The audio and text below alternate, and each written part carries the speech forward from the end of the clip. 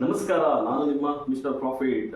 ನಿನ್ನೆ ರಾತ್ರಿ ಅಮೆರಿಕದ ಡಜನ್ ಮಾರ್ಕೆಟ್ 200 ಪಾಯಿಂಟ್ಸ್ ಪಾಸಿಟಿವ್ ಅಲ್ಲೇ ಕ್ಲೋಸ್ ಆಗಿದೆ. ಏಷ್ಯನ್ ಮಾರ್ಕೆಟ್ ಮಿಕ್ಸ್ಡ್ ರಿಯಾಕ್ಷನ್ ಅಂತ ತೋರಿಸ್ತಾ ಇದೆ. ಜಪಾನ್ ಮಾರ್ಕೆಟ್ 0.8% ಅಪ್ ಆಗಿದೆ. ನಿನ್ನೆ ಫಾರಿನ್ ಇನ್ಸ್ಟಿಟ್ಯೂಷನ್ ಅವರು ಇಂಡಿಯನ್ ಮಾರ್ಕೆಟ್ ಅಲ್ಲಿ 4171 ಕ್ರೋರ್ಸ್ ನ ಸೆಲ್ ಮಾಡಿದ್ರೆ, ಡೊಮೆಸ್ಟಿಕ್ ಇನ್ಸ್ಟಿಟ್ಯೂಷನ್ ಅವರು 4512 ಕ್ರೋರ್ಸ್ ನ ಬೈ ಮಾಡಿದ್ದಾರೆ. ಇನ್ನು ಗಿಫ್ಟ್ ನಿಫ್ಟಿ ನೋಡೋದಾದ್ರೆ 25,990 ಟ್ರೇಡ್ ಆಗ್ತಾ ಇದೆ.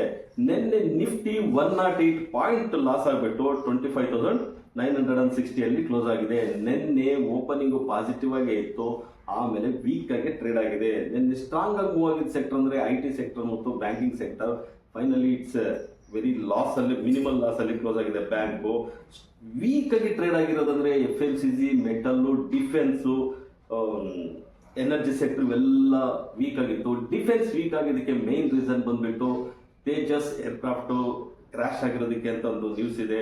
ಇನ್ನು ನಿಫ್ಟಿ ಇವತ್ತು ಫ್ಲಾಟ್ ಆಗಿ ಓಪನ್ ಆಗುತ್ತೆ. ನಿಫ್ಟಿ 26,000 ಎಬೋ ಇದ್ರೆ ಸ್ಟ್ರಾಂಗ್ ಬೈಯಿಂಗ್ ಇರುತ್ತೆ, ಇಲ್ಲಾಂದ್ರೆ ವೀಕ್ ಆಗಿ ಇರುತ್ತೆ. ರೆಸಿಸ್ಟೆನ್ಸ್ ಬಂದ್ಬಿಟ್ಟು 26,140 ಆಗಿದೆ, ಸಪೋರ್ಟ್ ಬಂದ್ಬಿಟ್ಟು 25,850 ಆಗಿರುತ್ತೆ. ಇನ್ನು ಬ್ಯಾಂಕ್ ನಿಫ್ಟಿ ಫಸ್ಟ್ ಓಪನಿಂಗ್ ಅಲ್ಲಿ ಇಟ್ಸ್ ಸ್ಟ್ರಾಂಗ್ ಮೂವ್ಮೆಂಟ್ ತೋರಿಸಿತ್ತು, ನೆಕ್ಸ್ಟ್ ಇಟ್ಸ್ ವೀಕ್ ಆಗಿತ್ತು. 32 ಪಾಯಿಂಟ್ಸ್ ಲಾಸ್ ಆಗಿಬಿಟ್ಟು 58,835 ಕ್ಲೋಸ್ ಆಗಿದೆ. ರೆಸಿಸ್ಟೆನ್ಸ್ ಬಂದ್ಬಿಟ್ಟು 59,300 ಆಗಿದೆ, ಸಪೋರ್ಟ್ ಬಂದ್ಬಿಟ್ಟು 58,800 ಆಗಿದೆ. ಇನ್ನು ಸೆನ್ಸೆಕ್ಸ್ ನೋಡೋದಾದ್ರೆ 330 ಪಾಯಿಂಟ್ಸ್ ಲಾಸ್ ಆಗಿಬಿಟ್ಟು 84,900 ಕ್ಲೋಸ್ ಆಗಿದೆ. ರೆಸಿಸ್ಟೆನ್ಸ್ ಬಂದ್ಬಿಟ್ಟು 85,400 ಆಗಿದೆ, ಸಪೋರ್ಟ್ ಬಂದ್ಬಿಟ್ಟು 84,500 ಆಗಿದೆ. ನಿನ್ನೆ ಗೋಲ್ಡ್ $100 ಪರ್ ಅನ್ಸ್ ಅಷ್ಟು ವಾಲೆಟಲ್ ಆಗಿದೆ. So finally it's closed $4,130 per ounce ಅಲ್ಲಿ ಕ್ಲೋಸ್ ಆಗಿದೆ.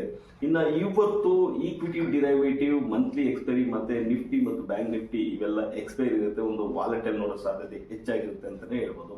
ಸೊ ಡಿಫೆನ್ಸ್ ವೀಕ್ ಆಗಿರೋದು ಮೇನ್ ರೀಸನ್ ಆಲ್ರೆಡಿ ಡಿಸ್ಕಸ್ ಮಾಡ್ದಂಗೆ. ತೇಜಸ್ ಏರ್ಕ್ರಾಫ್ಟ್ ಕ್ರಾಶ್ ಆಗಿದ್ದಕ್ಕೆ ಡಿಫೆನ್ಸ್ ಸ್ಟಾಕ್ಸ್ ಎಲ್ಲ 2 to 3%, 4% ಅಪ್ ಟು 4% ಫಾಲ್ ಆಗಿದ್ವು. ಸೊ ಇದ್ರ ಬಗ್ಗೆ ನೀವು ಕಮೆಂಟ್ ಮಾಡಿ, ನಮ್ಮ ಚಾನಲ್ನ ಲೈಕ್ ಮಾಡಿ, ಸಬ್ಸ್ಕ್ರೈಬ್ ಮಾಡಿ, ಶೇರ್ ಮಾಡಿ.